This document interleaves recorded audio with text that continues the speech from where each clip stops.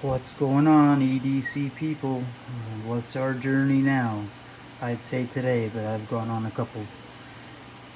I want to show you, I have a couple, I have several stones as you now know, but I have a couple stones that I consider good. I have this sharpen, and I have a chocero over here. We'll talk about that after. The sharpen is a 325. It's a splash and go stone. Excuse me while I splash it before we go. It soaks up a lot of water. It's 325, so it's very porous. So it does take a lot of water, and it's best to keep it as lubricated as possible. Now, before I go too far, here's the knife that we're going to look at today. It's a Ganzo. It does have a bevel. It's not something that needs to be totally reprofiled, but boy, can you see some damage there. As far as cutting goes, it's tearing. Maybe there's a couple parts that are sharp, but honestly, it's not a sharp knife right now. So what I want to do is show you, number one, how I sharpen a knife. Number two, how it is not easy for people like me. Number three, how I probably will not do well at it. But mostly I want you to see that you're not the only one if you're having trouble with it. You see all these people on YouTube who are just these pros whipping back and forth, and in 3 minutes they have an edge that a surgeon would like. Well, you can make fun of how fast or slow I go or my methods. If you have any tips, I would love those though. But yeah, you can make fun of anything, but I'm going to do what I think is right, what I think I've been taught, and show you what I know. So I might not talk too much right now as I get started, but hopefully I remember that there's people watching me and don't swear. Now, as far as finding my angle goes, it's very hard in this lighting I have going on right now, but essentially there's a few ways you can lay it flat and tip it up until you see the shadow go away underneath. Some people can kind of just feel it, I guess. I don't know how else to word that. For me, this is my angle. I'm not good at explaining this. I am just showing you how I do it. Remind me at the end, yeah, like you can remind me. If I can remember, I want to teach you a trick that another YouTuber mentioned that actually has helped me. Well, let me just see what happens here as I get going. You know, the first thing to remember is there's no point, at least this is what I've learned, okay? I could be wrong about all of this, but if you're going to listen to me, there's no point in really moving on until you develop a burr on one side. Okay? And honestly, it matters very little how fast you go, with the exception of it will take longer. You should, especially as a beginner, which I am, I'm certainly not a pro teaching you, I am showing you how a beginner does this. You want to check your bevel line off, and you want to make sure that you're getting consistent scratch marks, that you're hitting your bevel. And then on the opposite side, you know, I'm grinding this way, so on this side of it would be where the metal comes to. I should be able to feel a burr. And on this 325, I already feel, I don't know if you can hear that, it's not there quite yet. So it's down at the heel, and then not much else. Okay, so let's re-lubricate a little bit. And this might be a little bit of a longer video. If you want to skip ahead, go ahead. If you want to click it off, go ahead.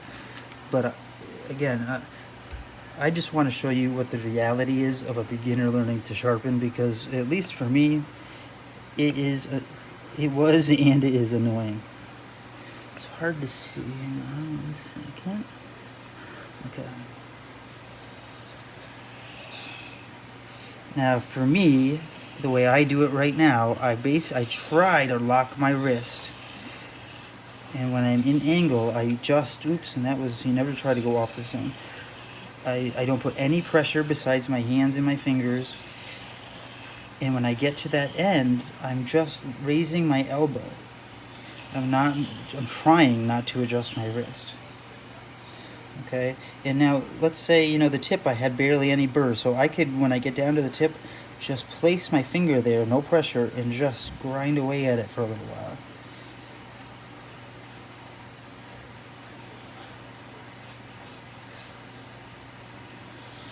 Now, again, bear in mind, this was not a totally destroyed knife, so don't think that this is some miraculous thing if it happens to work out well. Let's see how we're doing. I hope you guys can even see this. So the bevel looks okay. It looks a little wonky towards the tip.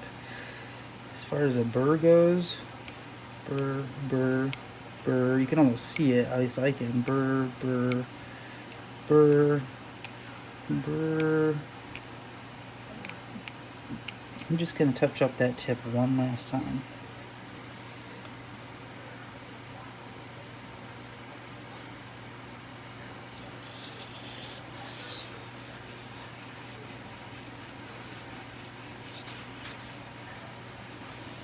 Okay. Yeah, now it definitely has one. I can not only see it under this heavy light, I can feel it.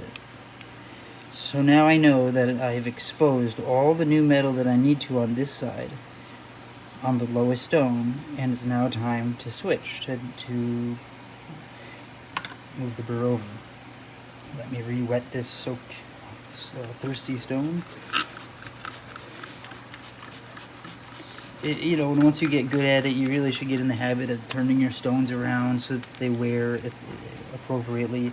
You want the best bang for your buck. Which way was I going? Okay, let me see if I'm even in the screen here. Hopefully I am. This is a little bit awkward to... I hope you guys can see this, but I'm going to just kind of go with it.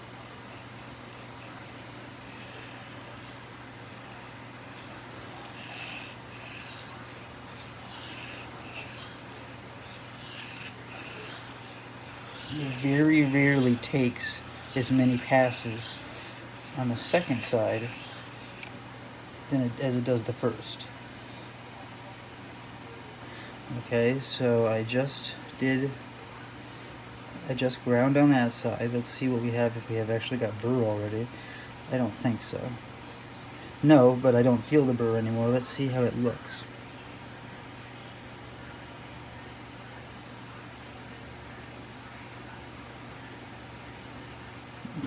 I don't know if you can see it, but can you kind of tell that the scratch pattern on this bevel is kind of getting more and more consistent? And again, you know, I'm not a professional at having the bevel be exactly equal in width here as it is here. I try, but you know, this is me showing you where I'm really at. All right, now I'm going to stop yakking for so long, and I'm going to go back and forth a couple times, and hopefully you get the picture. Fast forward if you'd like to, or don't.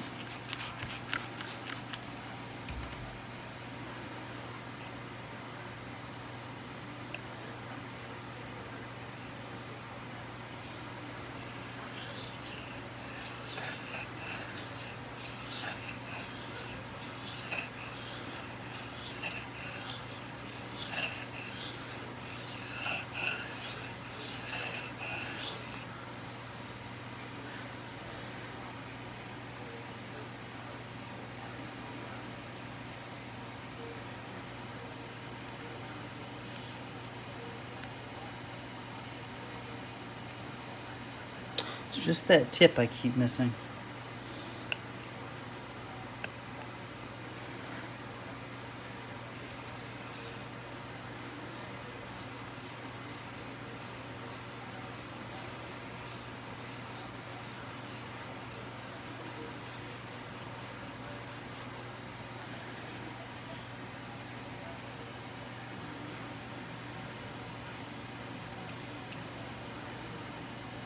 That doesn't look too great, but let's see.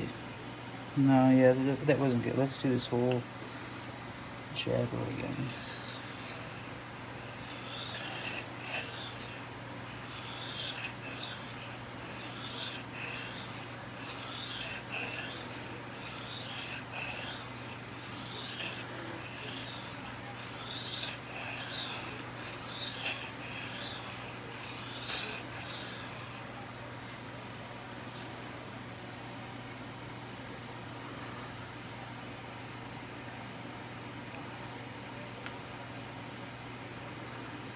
Okay, so I've absolutely got a burr going the other way now.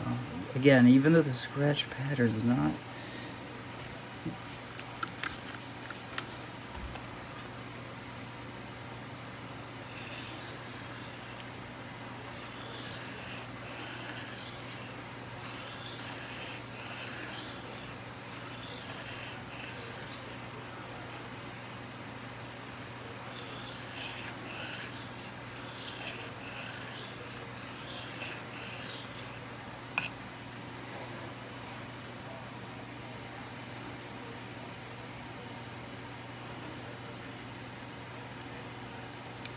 Yeah, absolutely. Okay, so the way I was taught, there's a few different ways you can go now. You could either, let me re-wet this, you could go back and forth doing single strokes a few times to minimize or remove the burr before you move on. Let's just do it that way for the sake of it. Go this way. Man, I look shaky in this light. It's hard for me to go the full stroke with the camera right there, but that's okay.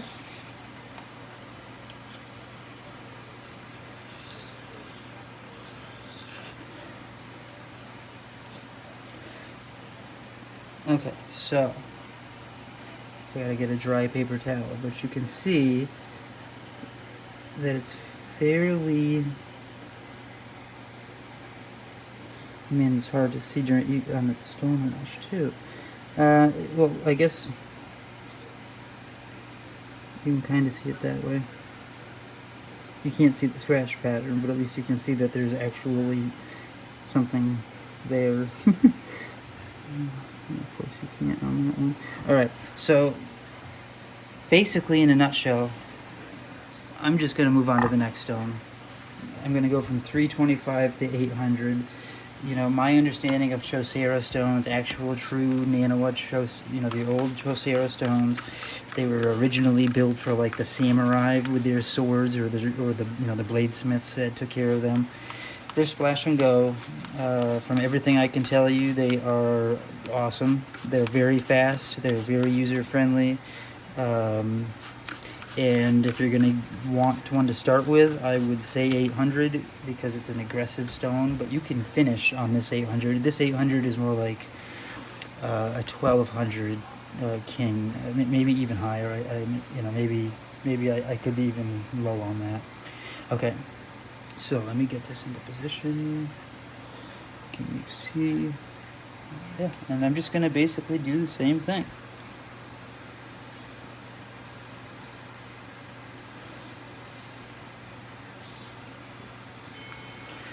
Now you can see the steel coming off of the knife already. All that gray is steel being removed, as I'm sure you all know. But I probably didn't when I started. And I'm going to do the same thing. I'm going to check for a burr. It's going to take just a little longer probably than the 325, but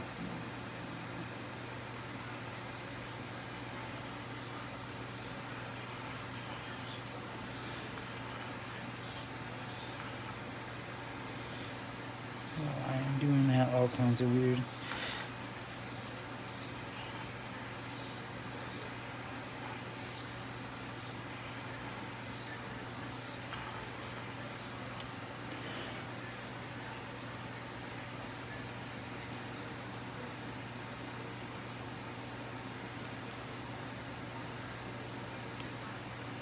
Some more burr. Well, yeah, there is a burr starting in the belly, even the tip, which is surprising for me.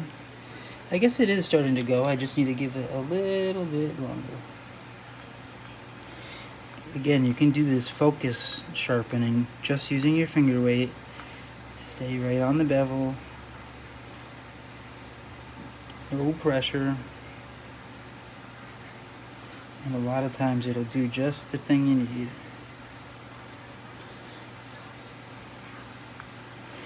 But I always kind of like mesh it all together. Let me get a dry paper towel. Hang on one second.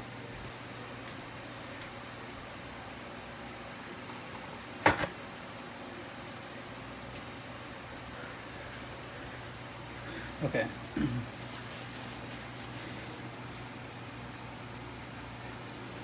So on the side that I've been sharpening,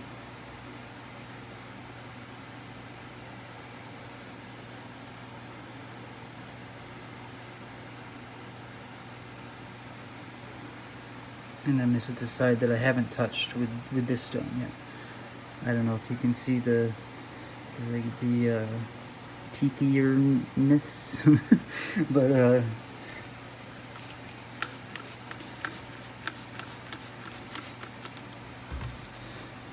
here we go. Are you within view? Good enough.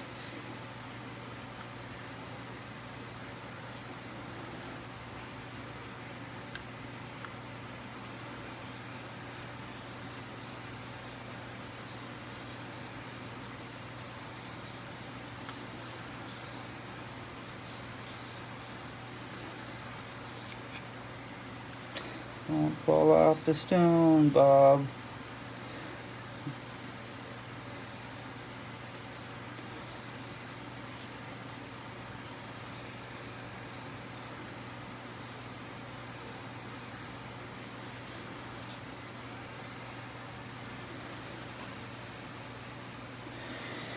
Okay, let's see. We just did this side.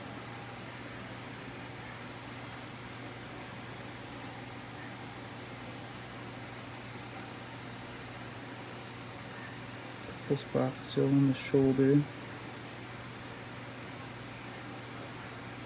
I guess I hope you can tell though that, you know, while I'm not a Jef Jewell or a professional sharpener who is going to make this some kind of an amazing masterpiece, equal beveled scalpel, I'm taking a knife that I couldn't cut a newspaper with a second ago, and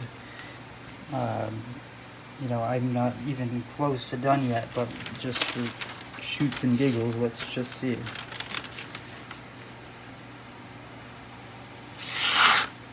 Okay, so believe me, if I can do that, you can do that. Time is the one thing, but you have to listen to the right people. There are just things that people go crazy with sharpening. You can go get 100,000 grit, suspended compound to put on your strop, and you could just go crazy. What do you need your knife to do? My EDC knife does not need to slice sushi very often. It doesn't need to do those types of things. It needs to cut a letter. It needs to rip open cardboard. I want it to have some teeth. I want it to look nice, and I want it to be sharp as I can get it looking nice. But where does it end for you? How many stones more? And then strop. Stropping can bring an edge back like you wouldn't believe, especially if you don't let it get bad. Okay, so I'm going to just keep going for a couple more seconds here while I have you. You can choose to shut it off now or not. I'm pretty much done, I think. If you have any questions, comments, suggestions, anything, feel free to tell me down below. Like and subscribe if you have any desire to. If you're new like me and can't or couldn't sharpen yet, or well, you know, this is new to me that I can actually do that. I would make blades worse. I would find a way to make a dull blade more dull. I'm just saying. So I've been there. I can tell you some things. If you're having a lot of trouble and people can't just quite seem to help you, give me a shot. Maybe I can tell you something. Not much, but something. That's about it, guys. Have a great evening. I hope you enjoyed this one. You can just watch me kind of wrap this up real quick or not.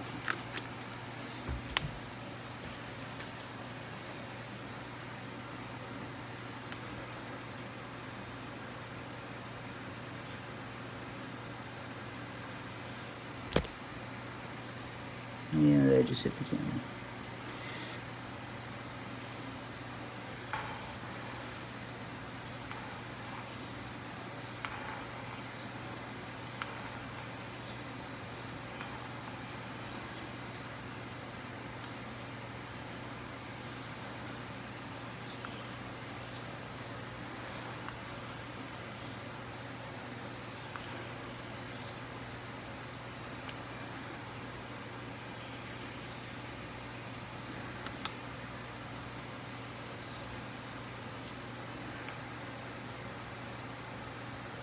And everybody does this differently, guys. There's 1,000 ways to do this. Everyone's grandfather had a different method and taught their whatever, and every person on YouTube has a different method that's definitely the right way. And look, some of them are, but your best bet is to choose a knife that you're not that attached to and just try. And you don't, I'm going to be the first to tell you, you do not need to buy these expensive stones, okay? I showed you earlier on a video or two ago, one of my best stones still to this day that I would say could rival either of these is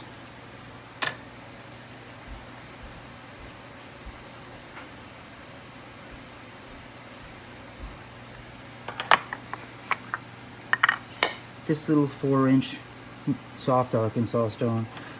It's Smith's. I think I still have the original can of honing oil. I use that strictly with this, and you wouldn't believe the edges I get.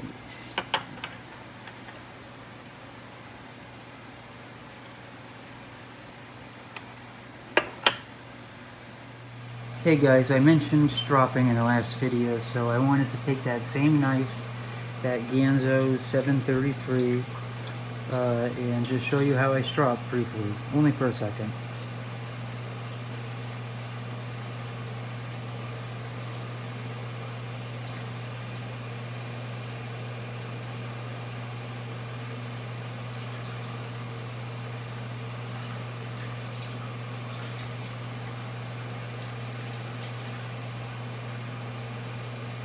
If you're curious, I use white compound.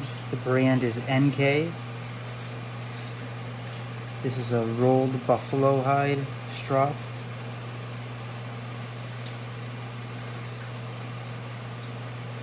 And I could go on and on with stropping. I just have so much fun stropping.